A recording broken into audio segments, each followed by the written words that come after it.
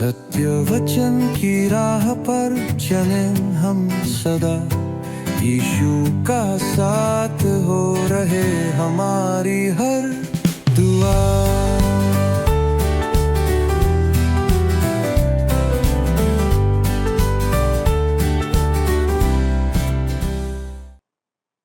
प्रिय दर्शकों, मैं आपका पुनः क्रमबद्ध बाइबल अध्ययन कार्यक्रम सत्य वचन में हार्दिक स्वागत करती हूँ।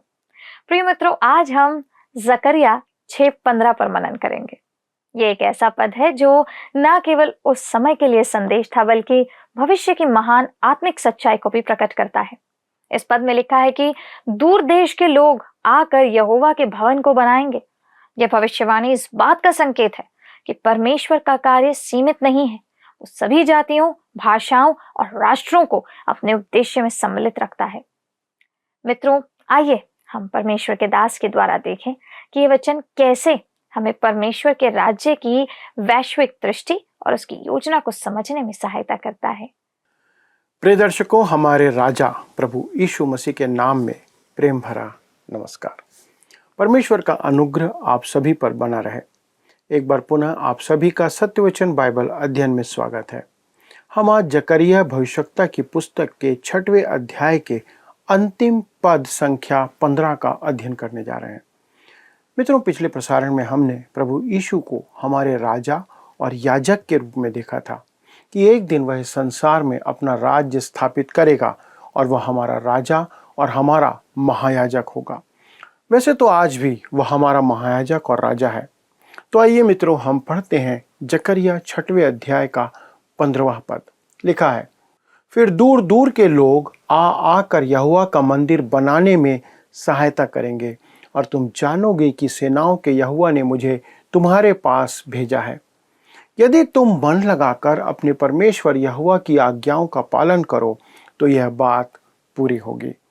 मित्रों, लिखा है फिर दूर दूर के लोग आकर यहोवा का मंदिर बनाने में सहायता करेंगे। इस पद पर डॉक्टर मैरिल एंगर अपने विचार इस रीति से व्यक्त करते हैं।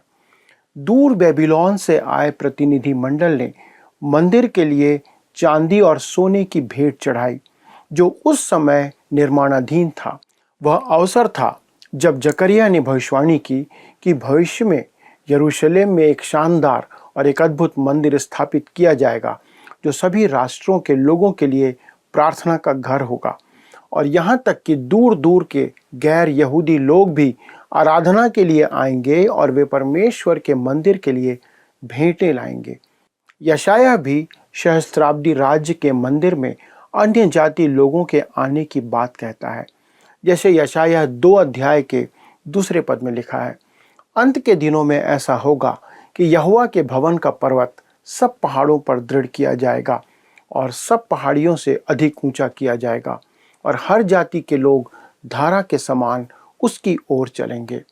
मैं आपको याद दिलाना चाहता हूं मित्रों कि पिछले अध्ययन में हमने अध्याय 6 के पद 13 से 14 में देखा था कि मसीह जो परमेश्वर का शाख है वही परमेश्वर के मंदिर को बनाएगा।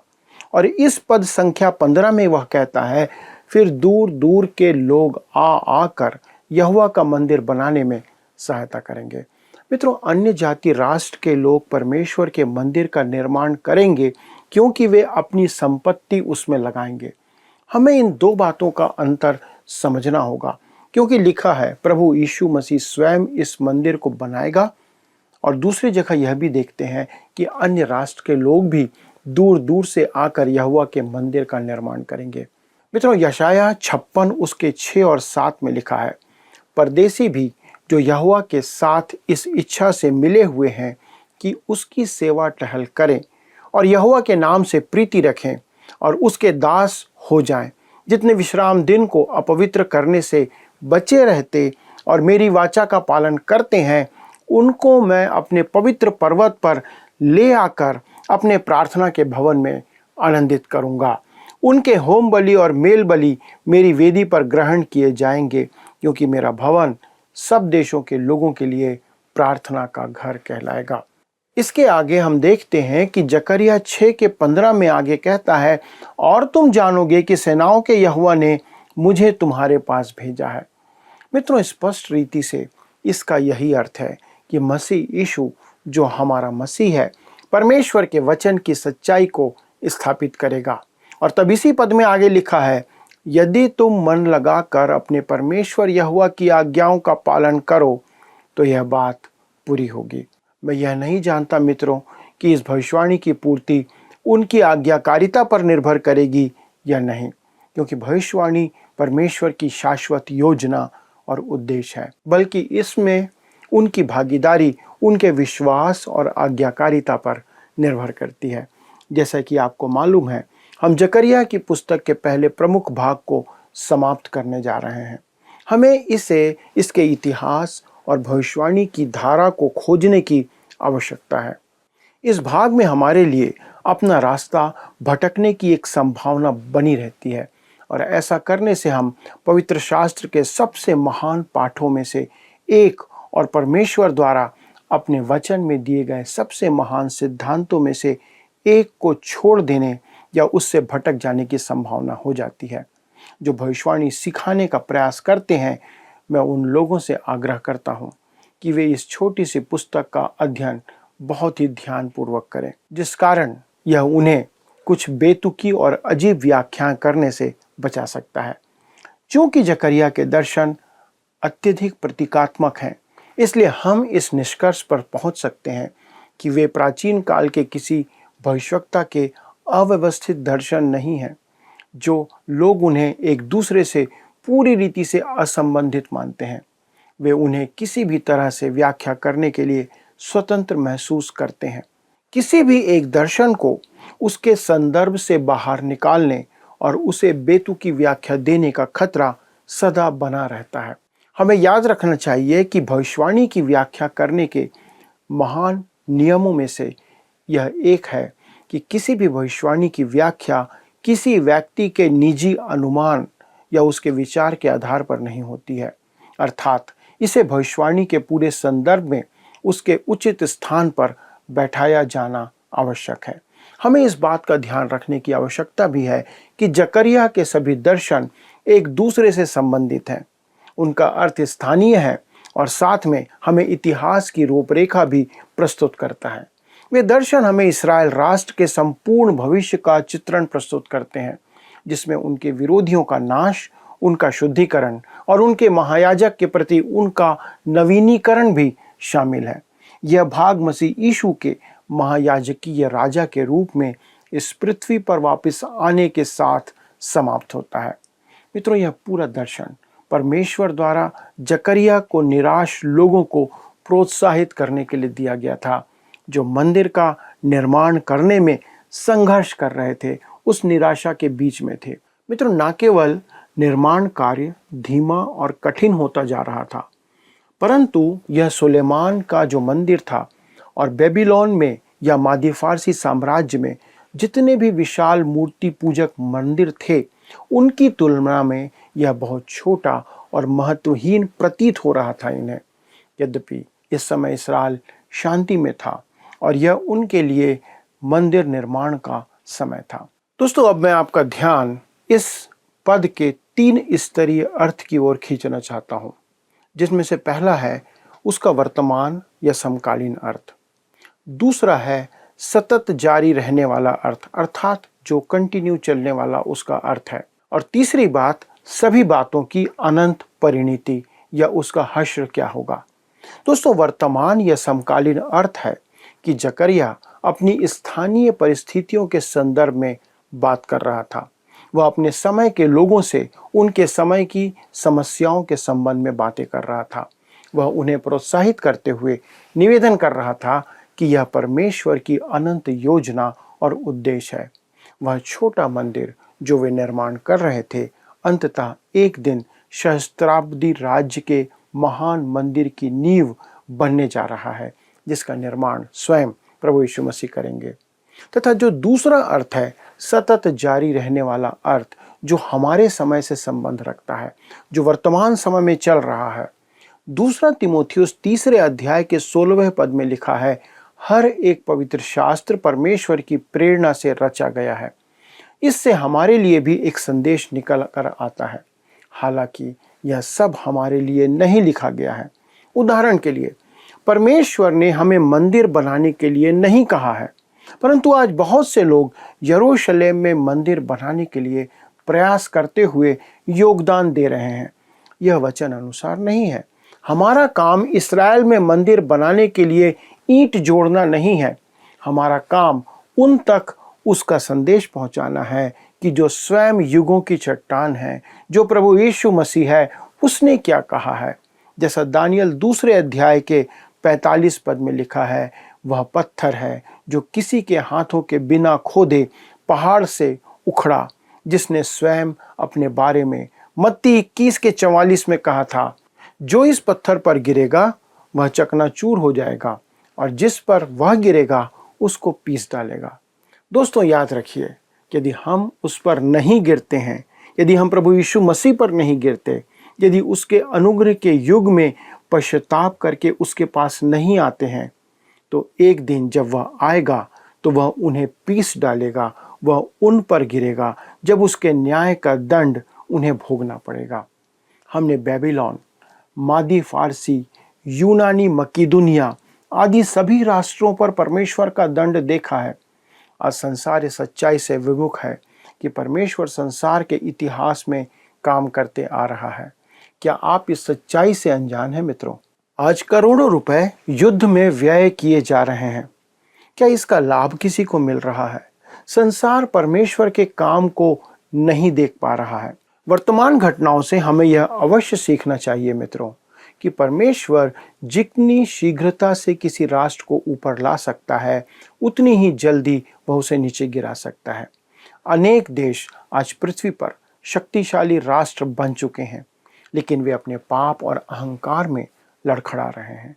ईश्वर जिस भी तरीके से चाहे वो राष्ट्र को ऊपर उठा सकता है और नीचे गिरा सकता है। यदि आप मीडिया पर समाचार सुनते हैं तो आप हतोत्साहित हो जाएंगे, निराश हो जाएंगे। इसके अलावा आपका दिमाग खराब हो जाएगा। मैं आपके बारे में नहीं जानता, लेकिन लोग राजनेताओं, शिक्षकों, सेना, एथलीटों, मूवी कॉलोनी और इन सब प्रकार की बातों को चैनल पर सुन सुनकर थक गए हैं। मुझे नहीं लगता कि उनमें से किसी भी के पास अभी हमारे लिए कोई संदेश बचा है। शायद आप जकरिया के दर्शन में परमेश्वर की शांत और धीमी आवाज सुन सकते हैं। उसके दर्शन असंगत नहीं है और कोई भी असंगत व्याख्या संतोषजनक नहीं होती। वे हमें सिखाते हैं कि एक दिन परमेश्वर का उद्देश्य प्रबल होगा और परमेश्वर अपने उद्देश्य को पूरा करने के लिए इतिहास में आगे बढ़ रहा है। दोस्तों, अब आता है तीसरा और अंतिम अर्थ, जो कि सभी बातों की अनंत परिणति है, अंत में होने वाला काम है। हमारा इतिहास परमेश्वर की भविष्यवाणी के मार्ग से बह रहा है। मैं एक बार पुनः पद 12 को दोहराना चाहता हूँ।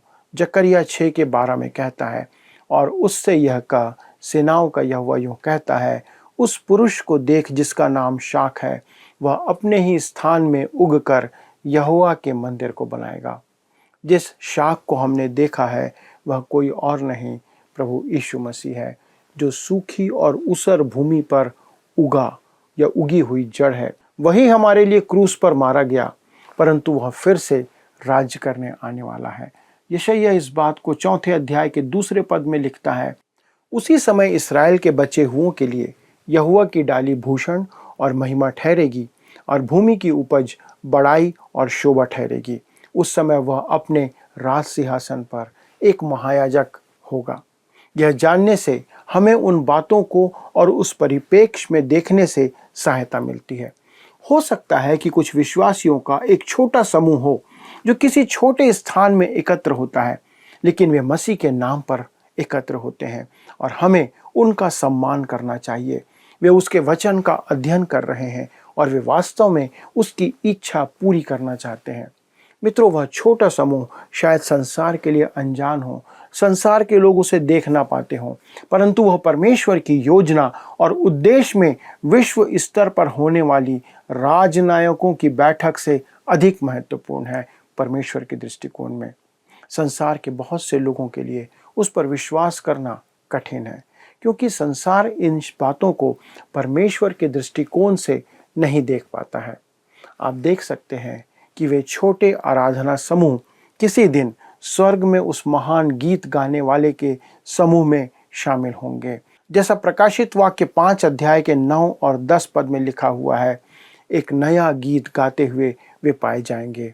लिखा है, वे यह नया गीत गाने लगे, तू इस पुस्तक के लेने और इसकी मुहरें खोलने के योग्य है, क्योंकि तूने वध होकर अपने लहू से हर एक कुल और भाषा और लोग और जाति में से परमेश्वर के लिए लोगों को मोल लिया है और उन्हें हमारे परमेश्वर के लिए एक राज्य और याजक बनाया, और वे पृथ्वी पर राज्य करेंगे। मित्रों, हम सभी इस लक्ष्य की ओर बढ़ रहे हैं जो परमेश्वर ने ठहराया है। संसार इन विश्वासियों को अनदेखा कर सकता है और बहुत से लोग उन्हें अनदेखा कर सकते हैं, फिर भी वे परमेश्वर की योजना और परमेश्वर के उद्देश्य में महत्वपूर्ण है। जकरिया के इस भाग से हमें परमेश्वर के दृष्टिकोण से वर्तमान परिस्थितियों को देखने में सहायता मिलती है। पवित्र शास्त्र के इस महान अंश में आज भी आपके और मेरे लिए संदेश है। मित्रों, क्या आपने इस अंश के संदेश को प्राप्त किया, समझा?